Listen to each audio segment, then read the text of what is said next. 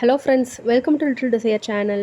இன்றைக்கி நம்மளோட சேனலில் எல்லா குழம்புலையும் சேர்க்குற மாதிரியான வறுத்து அரைச்ச கொத்தமல்லி தூள் எப்படி செய்யலாம் அப்படிங்கிறத பார்க்கலாம்.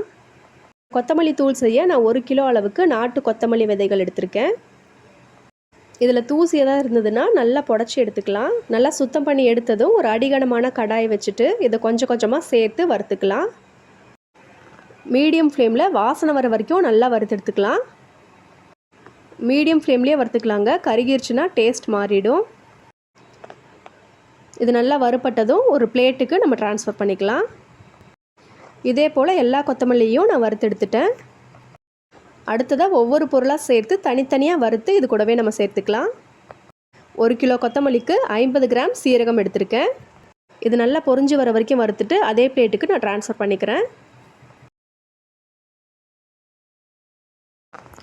அடுத்ததாக 50 கிராம் அளவுக்கு சோம்பு சேர்த்து வறுத்துக்கிறேன். இதுவும் நல்லா பொரிஞ்சதும் நம்ம பிளேட்டுக்கு மாற்றிக்கலாம். அடுத்தது 50 கிராம் அளவுக்கு மிளகை சேர்த்து வறுத்துக்கிறேன்.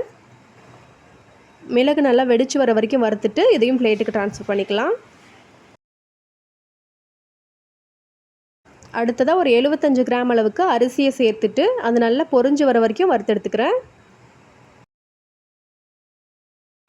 50 கிராம் பொட்டுக்கடலை சேர்த்து அதையும் வறுத்து எடுத்துக்கிறேன். கடலைப்பருப்பை 75 கிராம் அளவுக்கு சேர்த்துட்டு நல்லா சிவக்க வறுத்துட்டு நம்ம பிளேட்டுக்கு ட்ரான்ஸ்ஃபர் பண்ணிக்கலாம். உடச்ச உளுந்தையும் 75 கிராம் அளவுக்கு சேர்த்துருக்கேன்.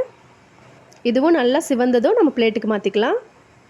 கடைசியாக இதில் ஒரு கைப்பிடி அளவுக்கு உப்பு சேர்த்து நல்லா வறுத்துட்டு அது கூடயே நான் சேர்த்துக்கிறேன். நம்ம உப்பு சேர்த்து அரைச்சி வைக்கும்போது இந்த பொடியில் சீக்கிரம் வண்டு விழுகாது. வறுத்த பொருட்களை 1லேருந்து 2 மணி நேரம் வெயிலில் காய வச்சு எடுத்துக்கிறேன்.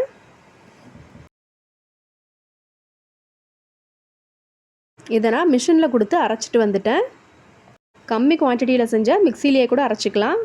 மிஷினில் கொடுத்து அரைக்கும் போது நமக்கு நல்ல நைஸ் பவுடராக கிடைக்குங்க. மிஷினில் அரைச்சிட்டு வந்த கொத்தமல்லி தூளை நல்லா ஆற வச்சுட்டு அதுக்கப்புறம் ஒரு கண்டெய்னருக்கு மாற்றிக்கலாம்.